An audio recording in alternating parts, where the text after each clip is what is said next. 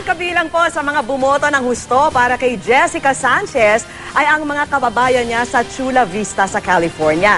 Ang Filipino community roon full force sa idinaos nilang viewing and voting party para sa 16 na taong gulang na singer. Nakatutok po ang isa pang Jessica, si Jessica Soho Exclusivo.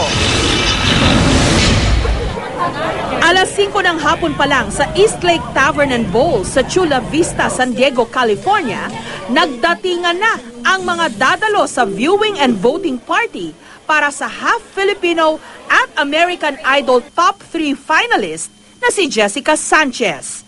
Karamihan sa kanila mula sa Filipino community ng Chula Vista. Sa bukana, may nagbebenta ng mga Jessica Sanchez t-shirt. Very excited that the community is coming over to support Jessica every week. This is crowded, it's packed. So we have people waiting out the door to come in. So it's very exciting. So what do you think are the chances of Jessica winning? Oh, she's gonna win, no doubt about it. Habang hinihintay ang pag-ere ng American Idol, nagkaroon muna ng munting palatuntunan. Isa sa mga nag-perform, ang show choir mula sa eskwelahan ni Jessica Sanchez, ang East Lake High School.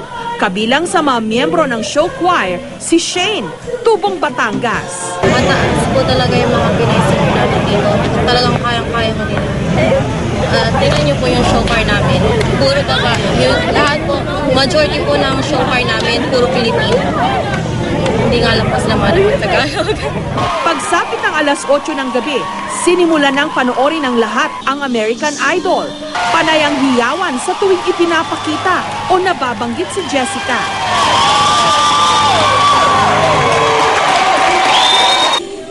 Nung bumirit na siya ng isang Mariah Carey song, ang mga manunood para bang naroon mismo sa venue ng AI sa Los Angeles.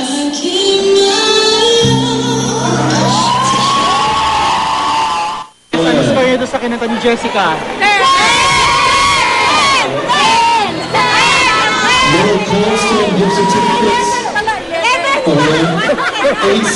Nung ibinirit na ni Jessica ang I Don't Wanna Miss a Thing na original na inawit ng isa sa mga AI judge na si Steven Tyler,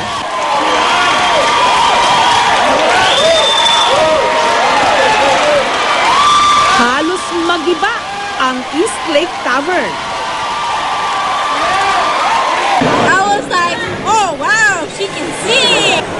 Matapos ang American Idol, kanya-kanya ng boto ang lahat para kay Jessica. I'm voting for Jessica Sanchez.